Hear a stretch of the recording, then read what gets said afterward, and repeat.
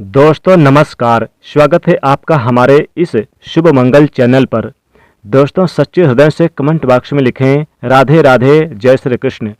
दोस्तों भगवान श्री कृष्ण का जन्म भाद्रपद माह में कृष्ण पक्ष की अष्टमी तिथि को हुआ था।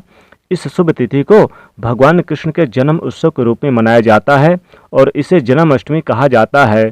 जन्माष्टमी भारत के हर कोने कोने में बड़े उत्सव के साथ मनाते हैं। इस पर्व को विदेशों में रहने वाले नागरिक भी बड़े धूमधाम के साथ मनाते हैं। दोस्तों मान्यता है कि इस दिन पूरे श्रद्धा भाव से पूजा व्रत आदि करने से भगवान सबकी मनोकामना पूरी करते हैं। और वहीं अगर जिन लोगों की कुंडली में चंद्रमा अगर कमजोर होता है तो उनके लिए ये व्रत बहुत ही शुभ और फायदेमंद होता है। संतान प्राप्ति के लिए जन्माष्टमी का व्रत रखना बहुत ही शुभ और मंगलकारी माना जाता है। माना जाता है कि जो भी स्त्री जन्माष्टमी के दिन भगवान लड्डू गोपाल को झूला झुलाती है तो उसके शीघ्र विवाह के योग बन जाते हैं और संतान होने में विलंब नहीं होता। ऐसे में जन्माष्टमी का व्रत अवश्य रखें, शीघ्र ही सारे काम बन जाते हैं। दोस्तों जन्माष्टमी की पूजा मध्य रात्रि में की जाती है, इसलिए इस साल भगवान श्री कृष्ण का जन्म उत्सव 6 सितंबर 2023 बुधवार को मनाया जाएगा। इस दिन भगवान श्री कृष्ण का 5250वां जन्म दिवस मनाया जाएगा। दोस्तों भगवान कृष्ण की जन्माष्टमी 2023 पूजा का शुभ मुहूर्त 6 सितंबर 2023 दिन बुधवार को रात्रि 12:02 से रात्रि 12:48 के बीच जन्माष्टमी की पूजा की जाएगी, यानी टोटल 46 मिनट का शुभ मुहूर्त रहेगा। आपको बता दें कि कान्हा का जन्म रोहिणी नक्षत्र में मध्य रात्रि में हुआ था, तो 6 सितंबर को रोहिणी नक्षत्र की शुरुआत सुबह 9:20 से हो रही है और अगले दिन 7 सितंबर को सुबह 10:25 पर इसका समापन हो जाएगा। वहीं जन्माष्टमी व्रत का पारण 7 सितंबर को सुबह 6:02 या फिर शाम 4:14 के बीच किया जाएगा।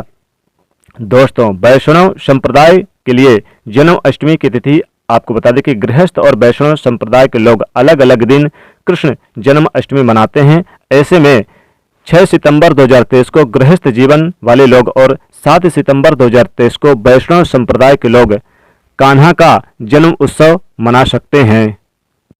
दोस्तों वीडियो को शुरू करने से पहले अभी तक आपने हमारे चैनल को सब्सक्राइब नहीं किया तो इस चैनल को सब्सक्राइब करके बेल आइकन जरूर दबाइएगा। सच्चे दिल से कमेंट बॉक्स में लिखें जय श्री कृष्ण राधे राधे।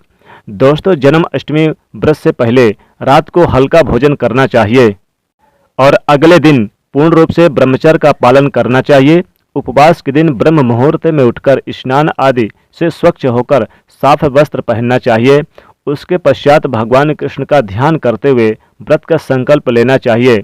इसके पश्चात भगवान कृष्ण को माखन मिश्री और नारियल की बनी मिठाई का भोग लगाएं। दोस्तों रात्रि 12 बजे भगवान लड्डू गोपाल का जन्म होगा। इसके बाद उनका पंचामृत से अभिषेक करें, उनको नए वस्त्र पहनाएं और उनको अच्छे से श्रृंगार कर कर भगवान को चंदन से तिलक करें और उनके भोग में तुलसी पत्ता अवश्य मिलाएं। भगवान कृष्ण की पूजा में जब तक तुलसी का पत्ता शामिल ना हो तब तक व्रत हमेशा अधूरा ही रहता है। इसके बगैर आप भगवान कृष्ण को प्रसन्न नहीं कर सकते। तुलसी के बगैर जन्माष्टमी का पर्व भी हमेशा अधूरा ही रहता है। दोस्तों नंद के आनंद भयो जय कन्हैया लाल की कहकर भगवान लड्डू गोपाल को झूला झुलाएं। इसके पश्चात भगवान कृष्ण की शुद्ध देसी घी के दीपक और धूप पत्ती से आरती करें।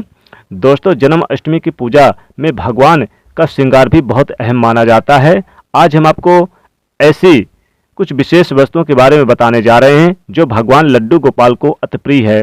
अगर आप भी भगवान कृष्ण की असीम कृपा प्राप्त करना चाहते हैं, माता लक्ष्मी जी की कृपा प्राप्त करना चाहते हैं, अपनी मनोकामना को पूर्ण करना चाहते हैं तो जन्माष्टमी आने से पहले ही इन वस्तुओं को अपने घर पर अवश्य लेकर आएं। अगर आप इन वस्तुओं को घर में नहीं ला सकते तो कम से कम आप इनमें से कोई एक वस्तु घर में अवश्य लेकर आएं और भगवान श्री कृष्ण को ये वस्तुएं अवश्य अर्पित करें। दोस्तों नंबर 1 भगवान लड्डू गोपाल की अति प्रिय वस्तु है मोर पंख। कहा जाता है कि राधा रानी के महल में बहुत मोर हुआ करते थे। जब वो भगवान श्री कृष्ण की बांसुरी के धुन पर नृत्य करते थे तो उनके साथ वो मोर भी नाचा करते थे। एक दिन किसी मोर का पंख जमीन पर गिर गया, जिसे तुरंत उठाकर भगवान श्री कृष्ण ने अपने मस्तक पर धारण कर लिया। भगवान श्री कृष्ण के मस्तक पर सजा मोरपंख राधा रानी के प्रेम की निशानी मानी जाती है। इसलिए भगवान लड्डू गोपाल के जन्म उत्सव की पूजा में मोरपंख से उनकी हवा किए जाने की चलन है, इसलिए जन्माष्टमी पर मोर पंख अवश्य घर में लाएं। चलिए दोस्तों, एक अन्य कथा के अनुसार देवी राधा हर दिन घर के मंदिर के पास मोरों को दाना देने जाती थी।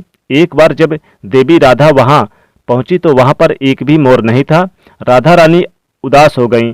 कान्हा जी ने देवी राधा को प्रसन्न करने के लिए स्वयं मोर का रूप धारण कर लिया और वहां पर पहुंच गए। राधा रानी कान्हा के ये रूप देखकर बहुत ही प्रसन्न हुई। दोस्तों, इसलिए भगवान श्री कृष्ण को प्रसन्न करने के लिए जन्माष्टमी के पूजन में मोर पंख अवश्य ही शामिल करना चाहिए।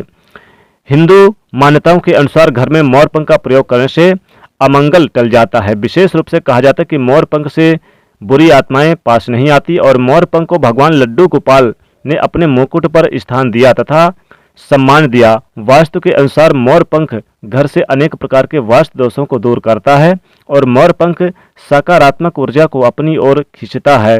मोर पंख मोर के बाजू से अलग होने के बाद भी ये जीवित रहता है, तभी तो इसका सकारात्मक असर यानी अपना काम तेजी से करता है।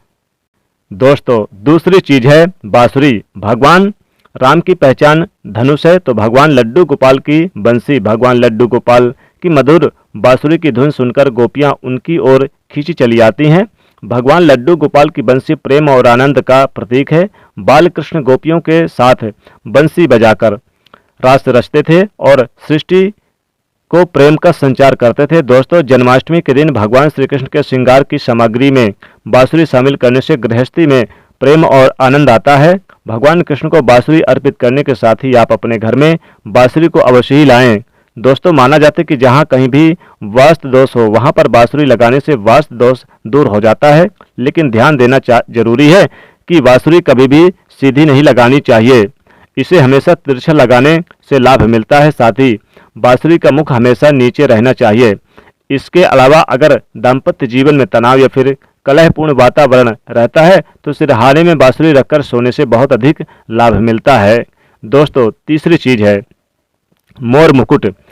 ज्योतिषी गणना के अनुसार ऐसा माना जाता है कि भगवान कृष्ण की कुंडली में काल सर्प योग था, इसलिए वो सदैव अपने मुकुट पर मोर का पंख हमेशा धारण करते थे।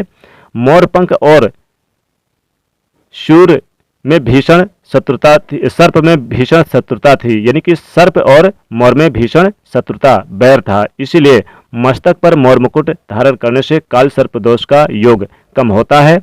भगवान श्री कृष्ण ने उन्हें मोर मुकुट पहनाने से काल सर्प दोष का प्रभाव दूर हो जाता है। दोस्तों, चौथी चीज है माखन मिश्री। नंद के लाल गोपाल को माखन अति प्रिय है। कहते हैं कि जिस रात लड्डू गोपाल का जन्म हुआ उस रात नंद गांव की गोपियों ने अपने सपनों में देखा कि लड्डू गोपाल माखन लेकर भाग रहे हैं। नंद लाल को माखन इतना प्रिय था कि वो बचपन में गोपियों के मटकी से माखन चुरा कर तथा मटकियां फोड़कर खा लिया करते थे, जिसकी वजह से इनका एक नाम माखन चोर भी है। दोस्तों, भगवान के भोग में माखन मिश्री को अवश्य ही शामिल करना चाहिए। प्रेम पूर्वक भगवान लड्डू गोपाल को माखन मिश्री का भोग लगाने से आरोग्य की प्राप्ति होती है, धन सुख समृद्धि की प्राप्ति होती है, धन लक्ष्मी आपके घर में धन की वर्षा करती हैं। भगवान लड्डू गोपाल को माखन मिश्री अर्पित करने से वो शीघ्र ही आपकी सभी इच्छाएं पूर्ण करते हैं। दोस्तों, पांचवी चीज है झूला या फिर पालना।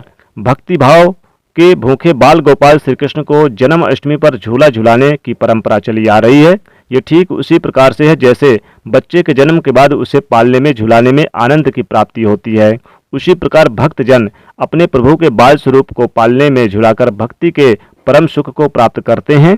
दोस्तों, भगवान को झूला या फिर पालना भेंट करने से प्रेम और आनंद की प्राप्ति होती है और एक नारी को भगवान लड्डू गोपाल की तरह एक सुंदर पुत्र की प्राप्ति होती है, जो कि ऐसा ही लड्डू गोपाल की तरह मनमोहक होता है। दोस्तों, छठे चीज है पीले वस्त्र। जन्म उत्सव के वक्त भगवान को पीले वस्त्र यानी कि बाल स्वरूप को पंचामृत से स्नान कराने के बाद पीले रंग के नए वस्त्र पहनाएं। और अगर आप भी इस बार जन्माष्टमी का पर्व मनाने वाले हैं तो आप पूजा की सामग्री में पीले रंग के वस्त्रों को अवश्य ही शामिल करें। भगवान को पीतांबर वस्त्र अति प्रिय है, ये प्रेम और बैराग का प्रतीक है। दोस्तों, सातवीं चीज है गौ।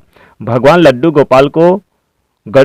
गोपाल का जो निवास गोलोक माना जाता है। गाय भगवान की सहचर है। भगवान लड्डू गोपाल के साथ पूजा के बछड़े के साथ ही गाय की पूजा करना सुख समृद्धिदायक माना जाता है। पुराणों में गाय के धन का प्रतीक माना गया है। भगवान धन रूपी गौ की रक्षा करते हैं, यानी कि और साथ ही साथ दोस्तों ज्योतिष शास्त्र के अनुसार गाय के भीतर गुरु ग्रह का वास होता है। पूजा स्थल अथवा बैठक के कमरे में ईशान कोण में चांदी की गाय और उसका बछड़ा रखने से भाग्य में वृद्धि होती है। इसलिए आप जन्माष्टमी से पहले ही चांदी की गाय और उसका बछड़ा अपने घर पर अवश्य ही लाएं। अगर आप चांदी का नहीं बछड़ा अपने घर पर यानी कि ला सकते तो आप मिट्टी का ही ला सकते हैं, या फिर आप गाय और बछड़े की तस्वीर लाकर भी ईशान कोण में लगा सकते हैं। दोस्तों 8वीं चीज है गीता की पोथी। तो भगवान श्री कृष्ण के महाभारत के युद्ध के दौरान अपने प्रिय सखा और पांडवों में श्रेष्ठ धनुर्धर अर्जुन को गीता का उपदेश दिया था। गीता मुंह से निकलकर संसार को देखने का मार्ग बताती है और भगवान श्री कृष्ण की वाणी कहती है कि जो मनुष्य को मुक्ति का मार्ग और कर्म पथ पर चलने का ज्ञान देती है। दोस्तों इसीलिए भगवान श्री कृष्ण की पूजा में गीता की जो पोथी होती है जरूर रखनी चाहिए और रात्रि में जागरण करते हुए गीता का पाठ करना हर हाल में आवश्यक रहता है। जन्माष्टमी के शुभ अवसर पर भगवान लड्डू गोपाल की असीम कृपा प्राप्त करने के लिए आप जन्माष्टमी से पूर्व ही इन चीज़ों को अपने घर पर अवश्य ही लेकर आएं और इन्हें भगवान श्री कृष्ण की पूजा में शामिल करें। ऐसा करने से आपको भगवान लड्डू गोपाल की असीम कृपा प्राप्त होगी। सभी देवी देवता दोनों हाथ से आपके जीवन में धन की वर्षा करेंगे। तो दोस्तों अगर आप वाकई में भगवान कृष्ण को प्यार करते हैं तो सच्चे दिल से कमेंट बॉक्स में जय श्री कृष्ण जन्माष्टमी की हार्दिक शुभकामनाएं और दोस्तों साथ ही एक लाइक तो बनता है। राधे राधे, जय श्री कृष्ण।